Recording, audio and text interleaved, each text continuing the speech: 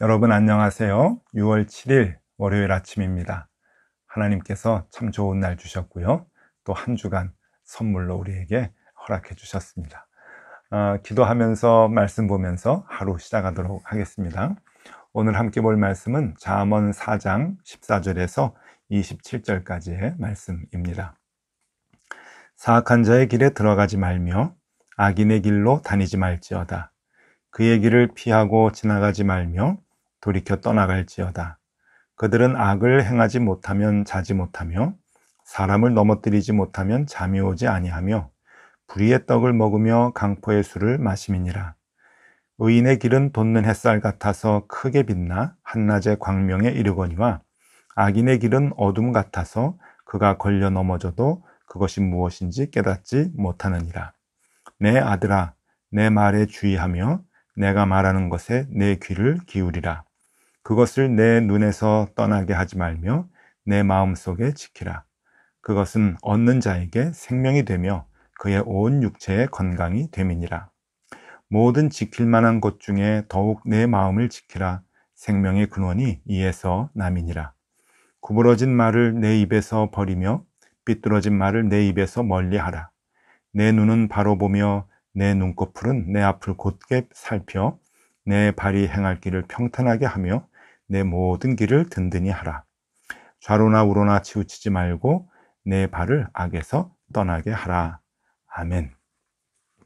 네, 우리가 지혜를 계속 살펴보는 중에 오늘은 선과 악에 대한 기준, 그리고 선과 악에 대한 모습을 생각해 보면서 우리의 기도의 제목을 찾아볼까 합니다. 지난주 토요일에 토요 안심 기도회 때 우리 이병옥 교수님께서 설교를 해주셨죠. 그러면서 구약에 나타나는 이 잠언에 나타나는 지혜에 예수 그리스도의 모습이 보인다라고 하는 말씀을 해주셨습니다. 그러면서 우리가 이 지혜에 대한 그 이해의 폭을 훨씬 더 넓혀주셨죠. 그리고 잠언에 대한 이해를 더 잘 알 수 있도록 그렇게 해주셨습니다. 이 지혜라고 하는 말에 예수 그리스도의 모습이 들어가 있다라고 하는 그 말씀을 생각을 하면서 오늘 이 본문을 보면은 조금 도움이 되시리라 그렇게 여겨집니다. 그 주님은 우리에게 당신이 우리의 목자라 그렇게 말씀을 하시죠. 요한복음 10장에 보면은 나는 선한 목자다 하면서 우리를 지켜주시고 인도해 주시는 목자라고 그렇게 말씀해 주십니다. 주님이 우리를 삶을 이끌어 주시는 목자, 우리는 주님의 양, 이제 그렇게 관계를 맺으면서 우리는 힘이 없고 연약하지만 목자 되시는 주님을 쫓아가는 주님의 양이 이제 되는 것이죠. 자, 이제 이럴 때 목자라고 하는 것은 무엇인가라고 하는 거예요. 목자. 이 목자라고 하는 그 단어의 뜻에는 세 가지 의미가 포함이 되어 있습니다. 첫 번째는 여러분 그림으로 좀 이렇게 설명해 드리면 더 좋을 것 같아서 그림으로 하나씩 좀 얘기해 드리겠는데, 첫 번째는 지킨다라고 하는 뜻입니다. 지키는 것이죠. 목자는 많은 위험으로부터 양을 지키는 겁니다. 이 그림에는 이제 늑대로부터 지키는 것으로 이제 그림을 그렸는데, 늑대뿐만이 아니라 다른 맹수들, 그리고 또 자연재해, 많은 그 추위와 더위와 또 물의 위험과 불의 위험, 모든 위험에서 양들을 지키는 그러한 그 의미가 목자라고 하는 단어에 들어가 있습니다. 두 번째는 인도한다라고 하는 의미가 있죠. 인도하는 겁니다. 목자는 양떼를 언제나 인도합니다. 양은 멀리 앞을 내다보지 못하죠. 그리고 자기의 의도를 갖고, 의지를 갖고 주도적으로 이렇게 길을 걸어갈 수가 없는 동물 중에 하나입니다. 그런 양떼들을 목자가 길을 안내하고 인도해 주는 것, 목자라고 하는 단어에 인도한다라고 하는 그 뜻이 포함되어 있습니다. 세 번째는 먹인다라고 하는 의미가 있죠. 먹이는 겁니다. 푸른 초장 쉴만한 물가로 양떼들을 인도하면서 때로는 풀을 뜯기게 하고 때로는 이 그림과도 같이 물을 마시게 해서 이 양들이 양식을 먹고 물을 마시고 살 수 있도록 그렇게 먹이시는 분, 그것이 목자라고 하는 단어 안에 들어가 있습니다. 자, 지킨다, 인도한다, 먹인다. 주님께서 우리의 삶에 개입하셔서 우리를 그렇게 인도해 주시고 이끌어 주시고 또 때로는 지키시고 먹이시고 하는 것을 주님과의 우리와의 관계로 그렇게 우리가 이제 보게 되는 것이죠.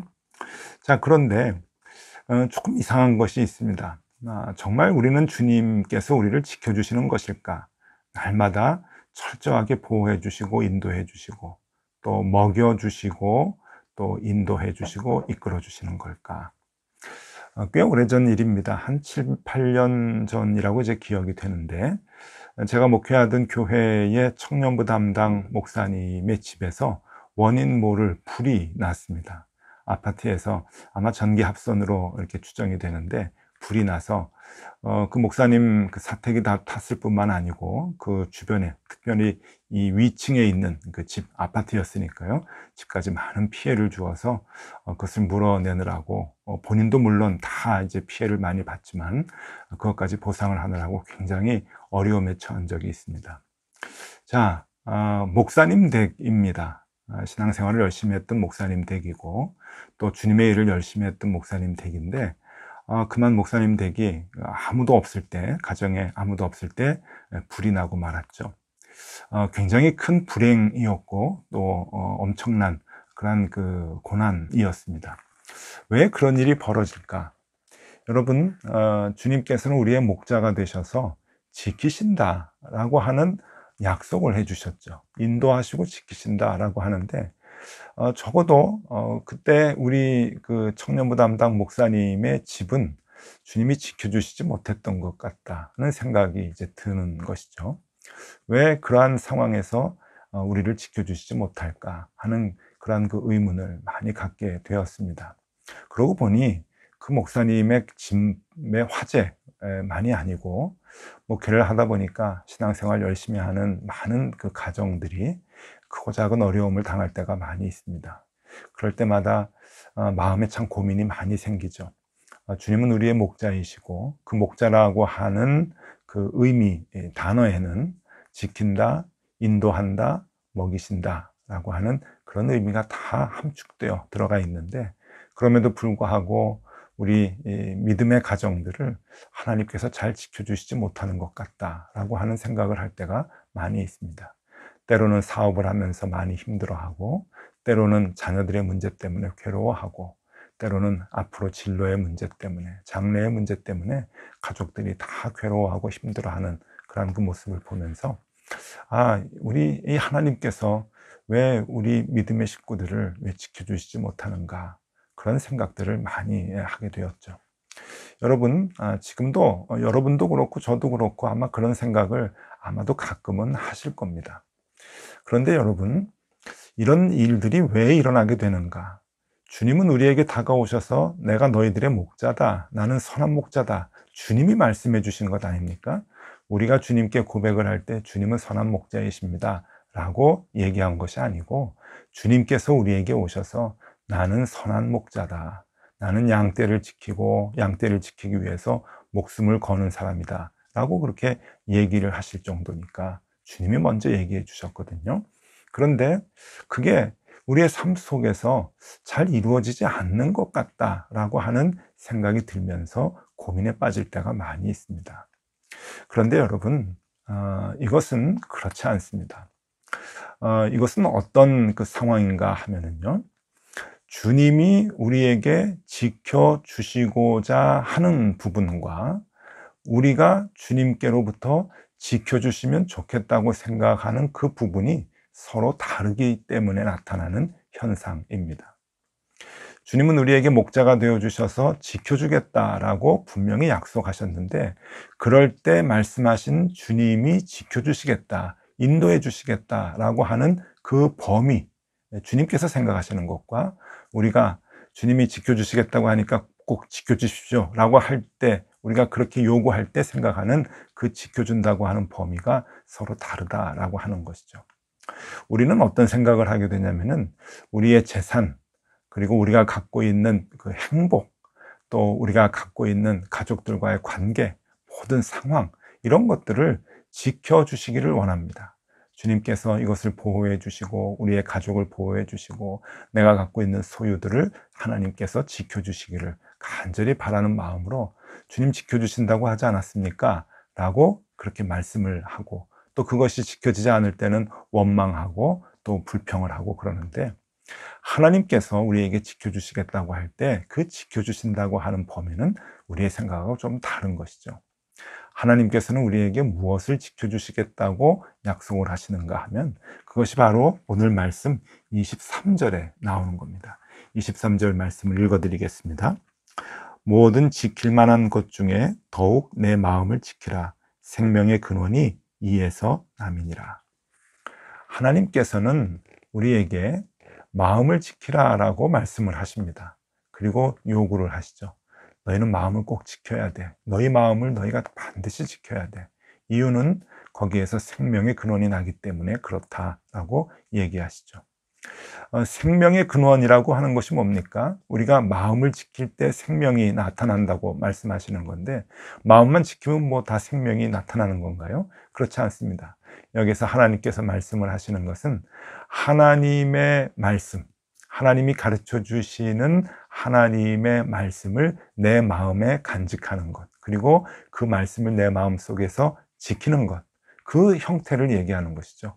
그 마음을, 그러한 상황을 하나님께서는 지켜라, 그것을 붙들어라 라고 우리에게 말씀하시고, 그것을 내가 도와주겠다, 그것을 내가 함께 해주겠다, 너의 마음을 하나님의 말씀을 기준으로 삼아서 살아가겠다고 하는 그 마음을 너희들은 잘 지켜라, 그리고 그 마음을 지킬 수 있도록 내가 도와줄게.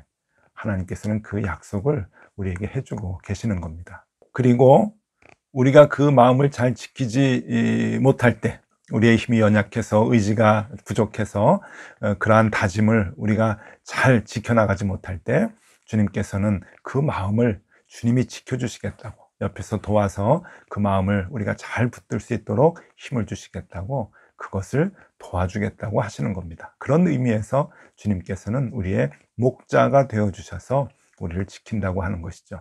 왜냐하면 그 하나님의 말씀을 기준으로 삼고 살아가는 지혜의 삶, 그 삶을 살아갈 때 거기에 바로 생명이 있기 때문에 그렇습니다. 그 말씀이 바로 우리를 바른 길로 인도해서 생명의 길로 안내를 해주기 때문에, 너희가 어떻게 하든지 그 생명을 얻어야 되지 않느냐, 그 생명의 길로 가야 되지 않느냐, 그러니 너희는 그 마음을 반드시 지켜서 꼭 생명을 얻으며 살아갈 수 있기를 바란다 하는 하나님의 간절한 바람이 우리에게 있는 것이죠. 우리에게 재산이 있습니다. 돈이 있습니다. 우리의 모든 관계, 또 가족, 화목한 그런 삶이 있죠. 그걸 다 지켜나가면 얼마나 좋겠습니까? 그런데 여러분, 거기에는 결국 생명을 우리에게 주는 생명이 없다고 하는 겁니다. 물론 좋은 것이고, 가능하면 더 많이 소유하고 더 많이 행복하면 좋겠죠. 그런데 여러분 아시죠? 그것은 진정한 복이 아니라 유사복이라고 하는 것이죠. 하나님께서는 우리에게 더 좋은 복, 온전한 복을 주시고자 하는데, 그것은 바로 하나님의 말씀을 기준으로 우리가 지혜로운 삶을 살아서 생명의 길에 도달하게 되는 것, 다다르게 되는 것, 그것을 하나님께서는 우리에게 원하고 계시는 겁니다. 그래서 여러분, 오늘은 그 선과 악에 대한 기준이 무엇인가 라고 하는 것을 여러분들에게 좀 알기 쉽게 말씀을 드리겠는데요. 한번 이 그림을 보시죠. 선과 악입니다. 자, 우리의 마음 가운데 늘 이렇게 부대끼고 또 갈등이 있는 그런 상황이죠. 자, 무엇이 선이고 무엇이 악일까? 착하게 행동하면 선이고 나쁘게 행동하고 남에게 피해를 주면 악인가? 세상 사람들은 그렇게 얘기하지만 잠언에서는 이것을 분명하게 그 기준을 삼고 나누어주고 있습니다. 그것이 뭔가 하면은, 선은 하나님의 말씀을 마음의 기준으로 삼아 행하는 것, 그것을 선이라고 얘기합니다. 우리의 마음속에 하나님의 말씀이 들어와 있어서 그 말씀이 모든 것을 생각하고 행동하고 결정하는, 판단하는 기준이 되는 것, 하나님의 말씀으로 모든 행동의 기준을 삼는 것, 그것이 바로 선한 삶이다 라고 하는 것을 얘기해 주고요. 그러한 선한 삶이 온전한 삶이요 생명에 이르는 삶이 된다라고 하는 것을 얘기해 주고 있습니다. 반대로 그럼 악은 무엇인가? 악은요, 여러분, 하나님의 말씀을 무시하고 자신의 생각을 기준으로 행하는 것, 내 삶의 행동 기준을 내 생각으로 하는 것, 세상의 생각, 내 생각으로 그것을 하는 것, 즉 하나님의 생각을 무시하고 하나님의 생각을 거부하고 불신하고 내 생각대로 판단하고 행동하는 것을 악이라, 그렇게 성경은 얘기해 주고 있습니다. 이 내 생각대로 판단하고 기준을 갖게 되는 것은 불완전하죠. 그러니까 언제나 바른 길로 갈 수가 없는 것입니다. 그것을 오늘 잠언에서 18절, 19절에서 이렇게 설명을 해주고 있습니다. 의인의 길은 돋는 햇살 같아서 크게 빛나 한낮의 광명에 이르거니와 악인의 길은 어둠 같아서 그가 걸려 넘어져도 그것이 무엇인지 깨닫지 못하느니라. 네, 생명의 길로 가는 이 선한 길은 언제나 우리를 생명으로 인도하기 때문에 여기서 보니까 한낮의 광명에 이르게 한다. 햇살이 비쳐서 그 길을 밝혀 우리가 볼 수 있게 되고, 그리고 그 길을 잘 걸어가서 목적지 생명을 얻는 데까지 갈 수 있지만, 반대로 악이라고 하는 것은 어둠과 같다는 얘기를 합니다. 그러니까 온전하지 못한 길이기 때문에 뭐가 잘못됐는지 모르고, 또 실수를 해도 잘못 가도 되돌아올 수도 없고, 또 그것을 수정할 수 있는 자정 능력도 없는 그러한 상황, 그것을 악의 모습으로 우리에게 얘기해 주고 있습니다. 기준이 잘못되니 모든 판단도 잘못되고, 모든 행동도 잘못되고, 그리고 모든 결론도 잘못되는, 그래서 생명을 얻을 수 없고 결국은 죽음으로 치닫게 되는 그러한 그 길을 악의 길이라, 그렇게 얘기해 주고 있습니다.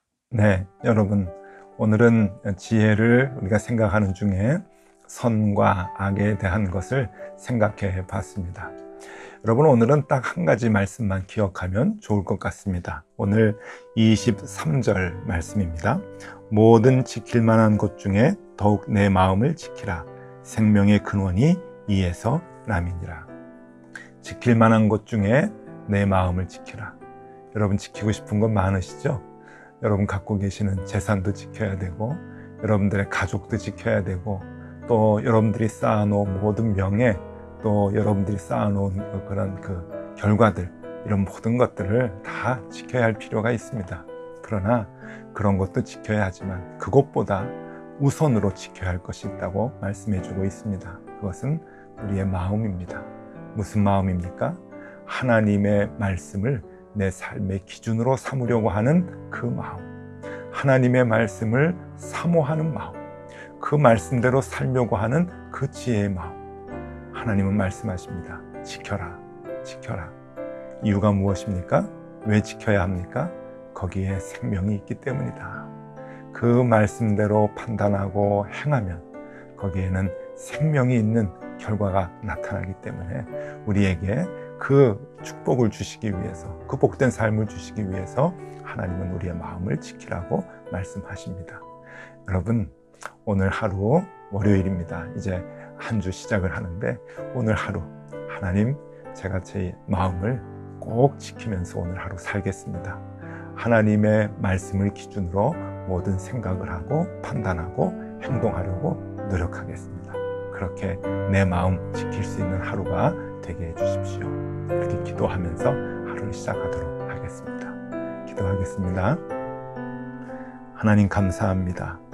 지켜야 될 것이 많은 중에 우리의 마음을 먼저 지킬 수 있도록 인도하여 주시고, 우리의 마음속에 있는 하나님의 말씀을 꼭 붙들고 살아갈 수 있도록 인도하여 주옵소서.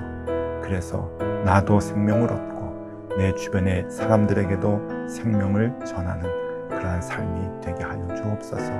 예수 그리스도 이름으로 기도드리옵나이다. 아멘. 네, 함께 기도하시겠습니다.